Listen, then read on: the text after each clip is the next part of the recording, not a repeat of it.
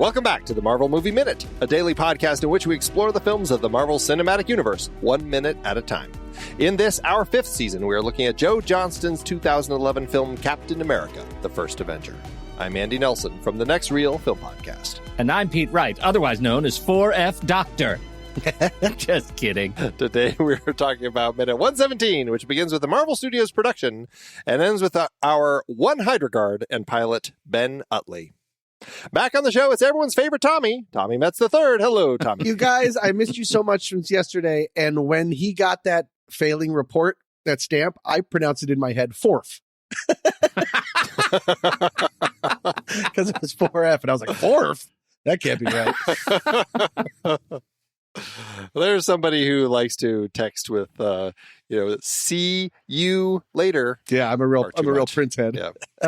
Can I ask a question, a framing question, Andy? Do you mind? I don't mean to take your frame but away. I have a framing question for Tom. Did you, in your youth, ever consider joining the military? No, I take that as a no. No, especially because my grandfather, the late G-Pa, had been such a decorated pilot in the Air Force, and he never wanted to talk about it. He was one of those ones that clearly saw a lot of service. He only talked about it the year that I ended up making a little film about it. But he fought in World War II, Vietnam, Korea. He was a bomber and stuff, and every once in a while he would share trauma. And so it just seemed, he wasn't one of those ones that was like, get out there and do it for you. He was like, it was terrible. He loved it, but it was terrible. Yeah. Did you, Pete? Now that you bring that up? Yeah, I did actually, because my dad was in the Navy, and so it was in our family. His dad before him, and when Dad died, I learned actually a lot more than I ever knew. Because it was like, Tom, they never talked about it, and so Dad in his kind of last year was really open about it, and I have his ceremonial saber, and he actually brought a rifle back from Iwo Jima that my granddad got a special citation to be able to take a weapon off the island, an enemy combatant's weapon off the island. And so we've still got it. It's floating around the family collection. And so I really saw it as a thing of great honor. And it was important to me. And I ended up not doing it because I'm a podcaster at heart. Yeah, I was traumatized by kickball. I don't think I would have made it through basic training. But my dad didn't fight in Vietnam because he got a teaching deferment. Mm-hmm. He was a college instructor. And so I think it was sort of that strain of it through the family sort of stopped with him. Yeah. Yeah. Interesting. That was kind of my family too. Well, because my dad and his two brothers all served, but it was that Saving Private Ryan thing where only one of them went to Korea, and the other two weren't allowed to go because they weren't sending whole families off to die. Yeah. And so my dad served the whole time in Europe, and Germany, just on different bases and stuff. And my uncle never left the States. He was in Georgia the whole time. And but my uncle who went and served, it was the same sort of thing as your grandpa, Tommy, where it was just, he never really seemed to want to talk about it. It always seemed really dark. There were things that he just didn't want to discuss. Mm-hmm. And I mean, he was working as a doctor, stuff helping people, but it involved a lot of gruesome, you see a lot cutting of limbs and things like that sort of stuff. And so did you ever did he ever keep a journal that was just full of pages that only said, "Dear brother, how's Georgia?" and then it scrawls off the side? Oh man, I would also like to point out that I don't think I would have been allowed into the armed forces, because in the beginning, when he's still skinny Magoo, the doctor looks at his list of ailments, and I'm sure you guys talked about this, did you notice that one of them was nervous trouble of any sort? Yes. asthma, diabetes. He's got like foot problems and then nervous trouble of any sort. That doesn't make sense, but that is me. With a bullet. Well, yeah. So you would have been collecting scrap metal with Timmy. 100%. Go for it, Timmy. Nice work, And Timmy. middle-aged Tom. I'd be like, Timmy and Tommy. There they are. Oh, wow. Wow. All right. Well, let's jump back into our credit art that we have here. We have a couple more images of propaganda art that we see here. The first one, unfortunately, I could not find anywhere. It is an airplane, and it has "Keep 'em Flying" written on the side. And I don't know if that was actually from art or if that's just to show that, in the wars, people were regularly painting on the sides of their planes these little slogans or images of women or whatever the case may be. And it just, the "Keep 'em Flying" thing is very much something that you saw on a number of the posters, as we've already talked about in some of these. And then, of course, we go to "How about a nice hot cup of freedom?" And we see the soldier holding his canteen cup, a film by Joe Johnston. That's the slide that the director picked to use, and it's a delight. It is a pure delight. This is an actual poster that I don't think actually said, "How about a nice hot cup of freedom?" It said, "Do with less so they'll have enough. oh. Rationing gives you your fair share." And that's what the poster actually said. It was designed, obviously, to conserve foods, to make sure that we could keep feeding the soldiers. And Thomas J. Murray was actually the man who they painted for this. And he actually was the portrayal for G.I. Joe and served as the face for war rationing on many posters from 43 to 45. Wow. That's interesting. Yeah. Now, what I do think is interesting is if you search for this image, you will actually find it saying, "How about a nice hot cup of freedom?" or various iterations thereof. And I don't know if that's because of the movie or after the war, people started, altering the slogan of it. But it does seem very funny that you can actually buy it with with the guy holding his cup, drinking a cup of freedom. It really Hot cup does of freedom. seem like a modern sensibility, sort of slightly making fun of propaganda. Yeah, it totally does. They weren't doing anything sort of subtle like a cup of freedom. They were just sort of saying, like, "Remember boots." Like they were right down the middle. Right. Or "This war is not won by a damn sight." Exactly. As we talked about yesterday. By the way, shut your mouths. Okay. He's already dead. All right. Well, we hit the end of this fantastic art sequence, which would have been kind of an opening credits with the title, Captain America: The First Avenger. And this was before the MCU started adding mid-credit sequences. They actually start that with the next film, The Avengers, that we'll talk about next season. But up to this point, there have not been any mid-credit sequences. And so we go from this straight into the regular credits, and we get to jump into the tune by Alan Menken one more time, "Star Spangled Man." Tommy, are you a musical fan? Would you Very much say so. you enjoy musicals? Yes. You are? I haven't Okay. seen, I'm not a classicist, so I haven't seen like a ton of them.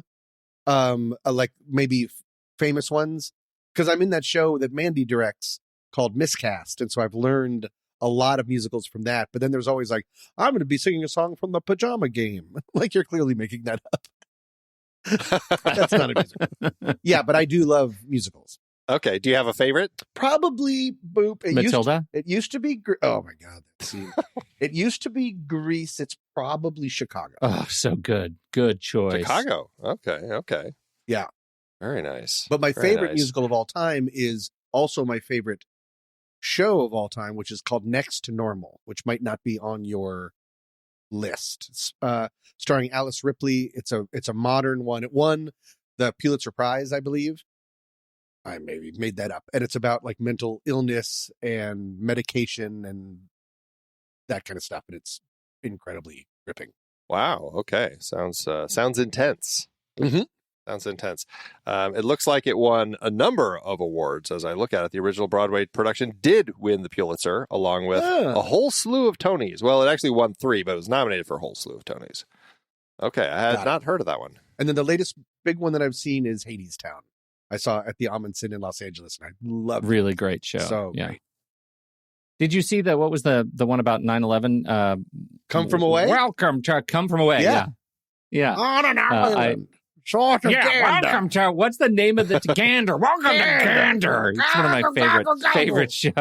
Yeah. That show is the fastest I think I've seen an entire audience shoot to their feet to give it a standing ovation. Because there's no intermission. They're on stage the entire time with the band. And that last song, I think I started, that last song is like, it's almost ending. Not too good. Not, keep going and listen. And you're just like, ah! And then everyone just shot to their feet and just like vomited blood. It was so exciting. Wow. Yeah, it's a great show. It is a real roller coaster. It is available. It's Apple, streaming right? now. You can go watch it. Yeah, I think Apple TV Plus. Yeah, they filmed the show. Can I take one step backwards, because I think you glossed over the logo. Far be it for me. The Captain America logo. Oh, sure. Captain America, the first Avenger, yes. The Captain America, the typeface is called American Captain, and it was designed by the Fontry, and I really like that particular typeface because it looks super classic here when it's kind of, dyed into the the parchment on this, but it's the same typeface they use every time they talk about Captain America in subsequent films, and it looks great in metal.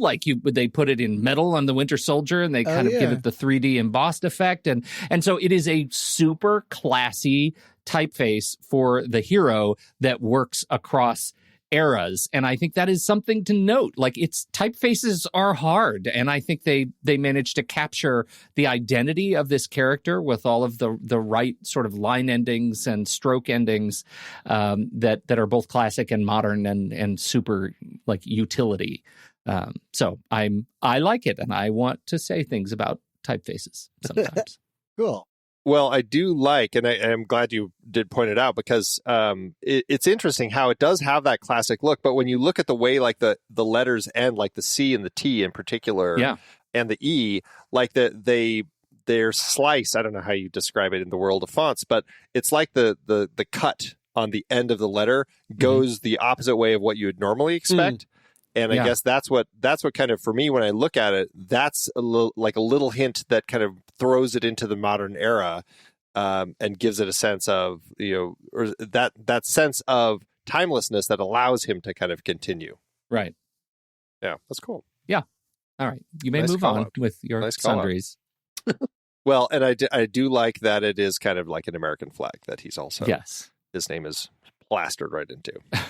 Which I'm sure Rob would have things to say about things you're not supposed to do with sullying the flag. I don't care if it's Chris Evans. All right, so then we jump into the credits. And again, I said Star Spangled Man is playing. I should have clarified. It's not just Alan Menken. I always like to call it Alan Menken. David Zippel gets all the lyrics credit for the wonderful lyrics throughout the song.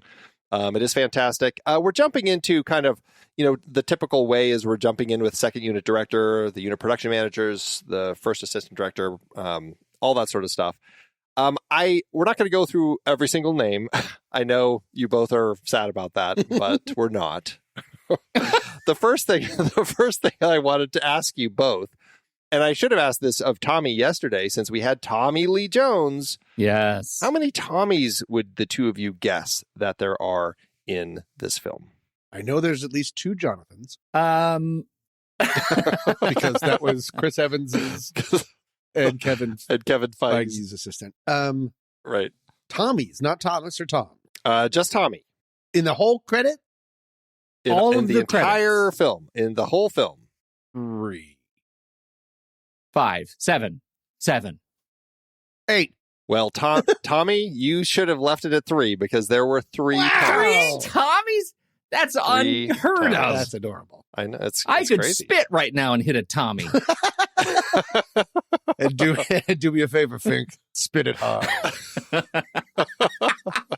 That's a deep cut. Okay. That's fun. That is fun. Now, Andy's in this minute, we do get visual development illustrator Andy Park, and so this is what my plan was, and I just forgot yesterday. Is Tommy Lee Jones appeared, so we're going to do Tommy's today. Andy Park appears, the visual development illustrator, so we're going to do Andy's. The two of you, how many Andys do you think there are? This is just Andy's, not Andrews, not Andre. 4. I should have let you guys first. I'm sorry. 15. Whoa! 5. Yeah. There are 23. What? Too many Andys. So many. How do they even talk to each other? There must be so many nicknames. Yeah. Yeah. Well, we're going to talk about that as we go. Dumb Andy. Because I've also started doing some notes as far as things to call out, as far as different names, nicknames, things that we have done before, juniors, seniors, or thirds. Anyone who has goes by like 3 names or has an initial in their name, hyphenates, abbreviations, things like that. So as we go through each minute, I'm going to call a few things out. Do we get to do Pete's? Do we ever get to do me, or is that another day? Not today. Not today. There's not a single Pete in today's credits. All right. I'm sorry to I say. think I noticed at one point there was a gaffer with the nickname Giffer. Well, we're going to get to him when we get to our nicknames. He's not in today's minute. I didn't mean to jump ahead. Okay. If I had to jump ahead. Got it. In this minute, we do have a few people who go by 3 names. First up, visual effects producer Mark G. Soper. Mm-hmm. So I'm just shouting these people out because they are special. And some of them might be doing it because of like unions and stuff, right? When you have to. Some of them maybe. Like there might have been a Mark Soper somewhere else, and so he was forced to use his middle initial. Who knows? Got it. Okay. Next up, Colonel Chester Phillips, Tommy Lee Jones. Mm-hmm. Next up, Nick Fury, Samuel L. Jackson. Does anyone know what the L stands for? I've never thought to ask that until just now. Louise. No. Really? That's correct. It's not Louise. Oh. Of course not. Of course not. I'm looking it up right now. Let me see. Sam. I have to know. Wait, now I want to make a guess. Okay. Leonard. Hold on. Let me find him. It is neither of those. LOL. Samuel LOL Jackson. Samuel Lol Jackson, yes. It is Leroy. Oh, okay. That's fun. No, I can see it. Leroy. I can see it. All right. Next up, Brant's aide is played by Martin T. Sherman. And last but not least of these is Sergeant Duffy, Damon J. Driver.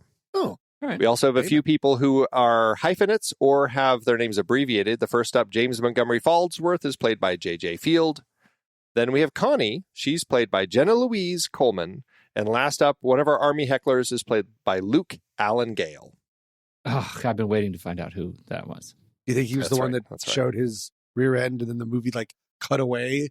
Like we've seen so many people get shot in the head, but it's like a derriere. It got so skittish in the editing. It was weird. We can't show that yet in the MCU. We got to wait till much later.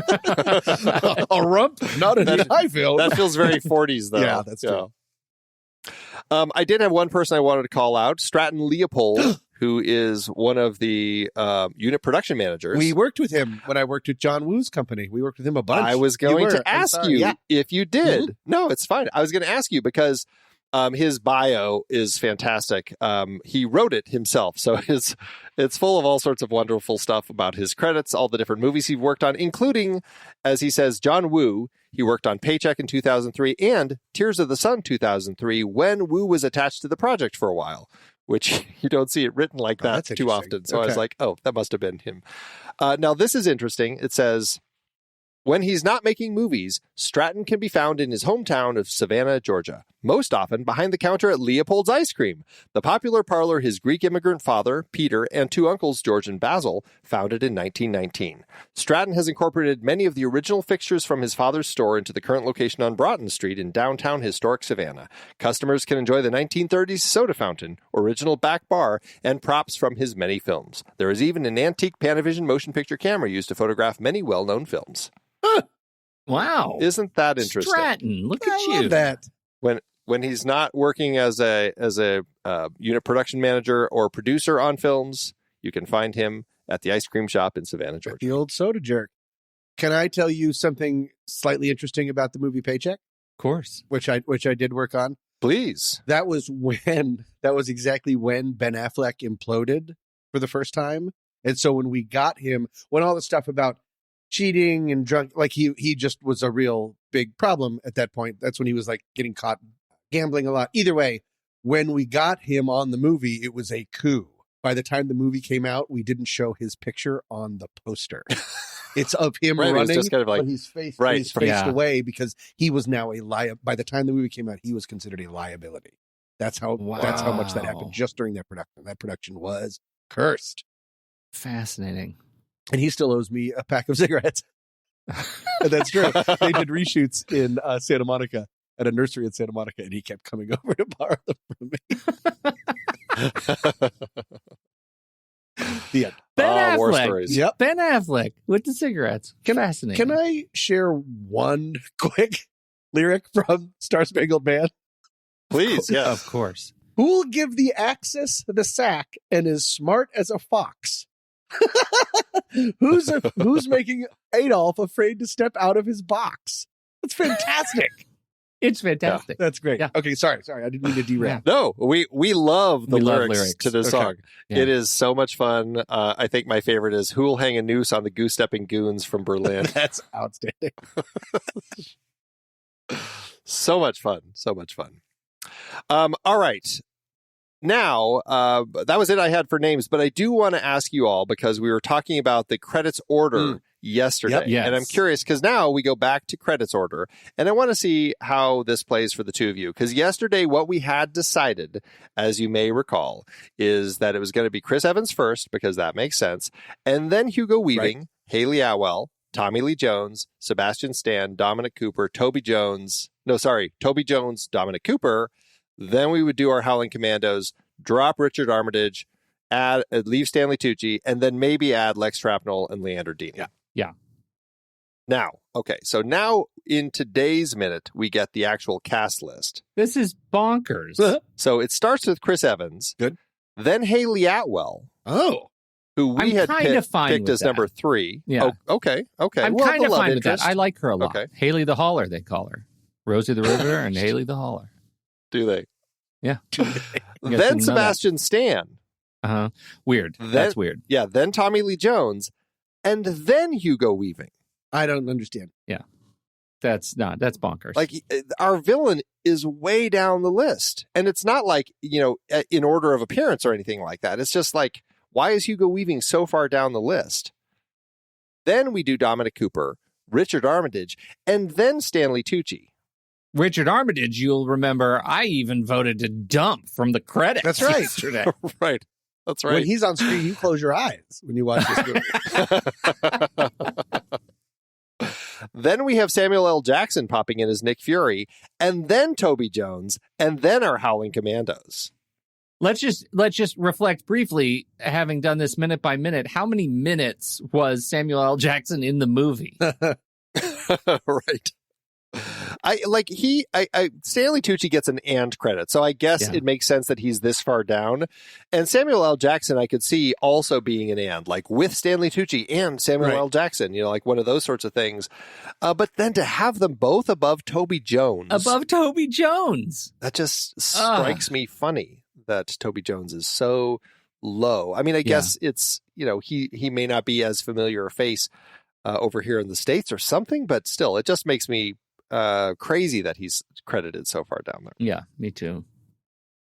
Don't even get me started on Natalie Dormer. What is she doing down at the bottom of the frame?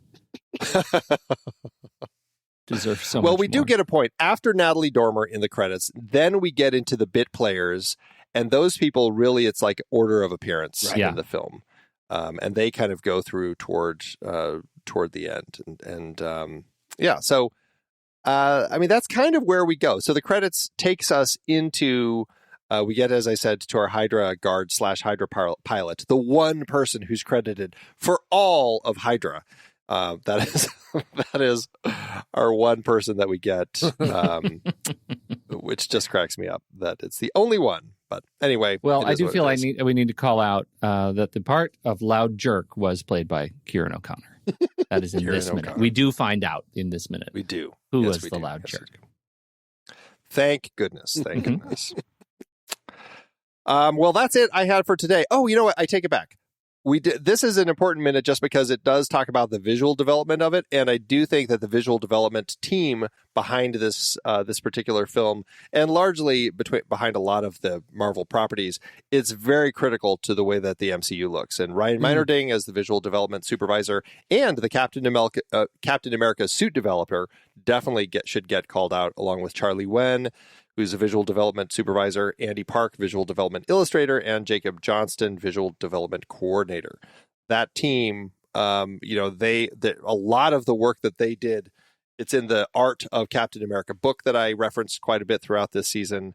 And again, just really the credit to kind of creating this look for the film and the hero. And I think it's important to shout them out.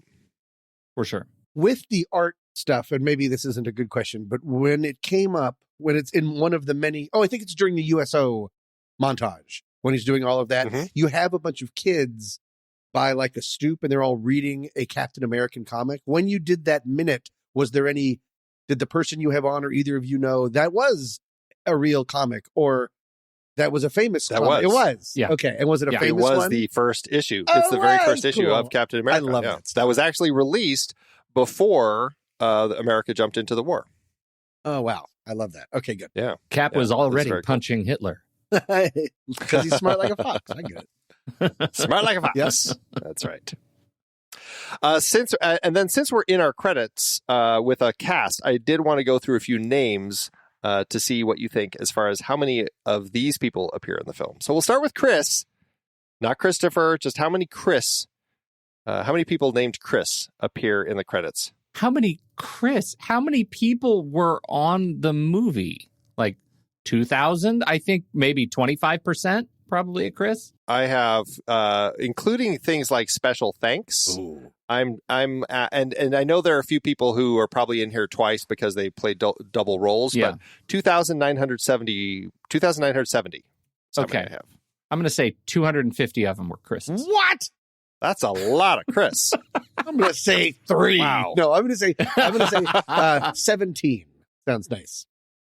It's actually 76. Wow. 76. Touche. But not Well played. 250, Pete. I don't know why I'm so excited, but at least it wasn't 3. In the world of Price is Right, Tommy wins. Yeah. How about Haley? Haley. Specifically spelled Hayley. Oh, Osment style. That seems like a rare one. I'm going to say very rare. 3, 4. I'm going to say 6. Is that okay? Okay, 3. It is 6. okay, but it is 3. Peter. I know. Peter from the rear. What can you do? Now, what do you think of Sebastian? So rare. Yeah.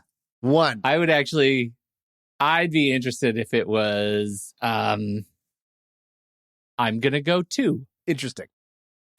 It is 7. Sebastian. A lot more than I would have guessed. Mouth. I would have said 1. I would have said 1.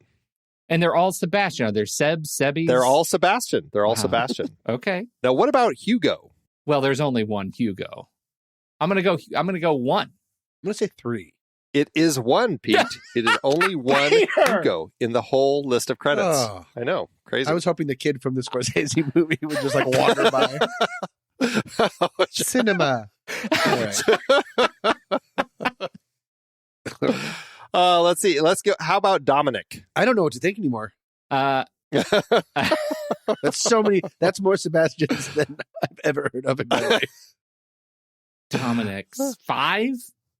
I like 5. It is 8. All right, 8 Dominics. Okay. This is one that you might think there are a lot of. Richard. Oh, so many.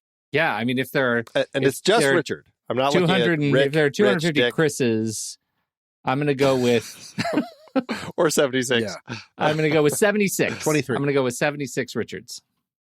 It is actually 39. I was surprised that it was so low. Wow. How about Stanley? Stanley. They're probably all like in the 1940s scenes. Yeah. I don't think there are very many. I don't think there are very many Stanleys. 4? I go 3. I'm undercutting. 3? Okay. All right. It is 2. Oh, Thomas. Yeah. Okay. That's right. What about Samuel? Specifically, Samuel. That seems aggressive to go with Samuel over Sam. Yeah, it seems like you've got to be an L. Jackson to pull that off. I'm going to say 2, Samuel L. Jackson and the guy who thought he was Samuel L. Jackson. I'm going to say 7, based on nothing. It is 4. Okay. Right between Okay. Right in the middle. All right. What about Toby? Sig. This show.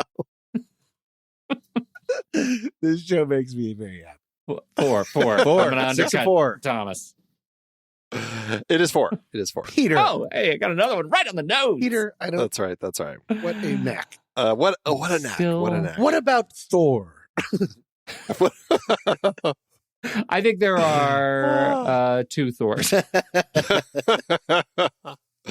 All right. Well, enough of that. I just think it's always interesting to see what the popular ones. Michael, there's actually 51.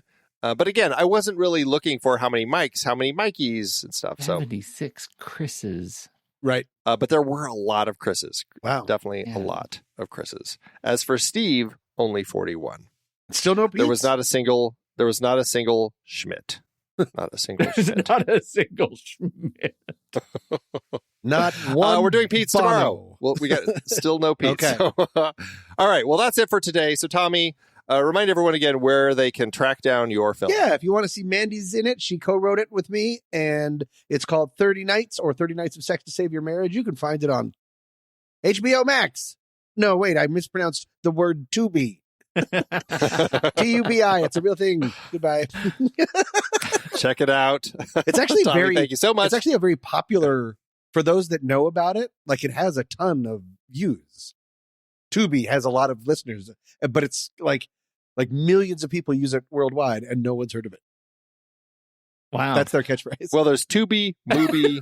There's Right. There's so many of these. Yeah. There's Newbie with Maria Menounos. Yep. Well, check it out, everybody.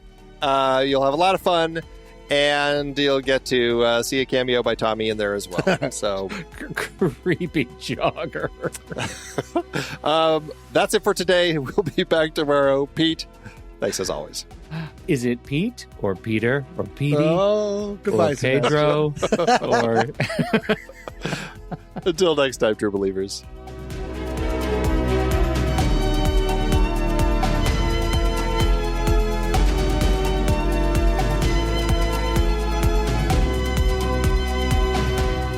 Marvel Movie Minute is a production of True Story FM.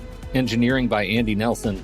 This season's music is Spread the News by Anthony Vega, and this season's show art is by Winston Yabo. Find the show at truestory.fm, and if your podcast app allows ratings and reviews, consider doing that for this show.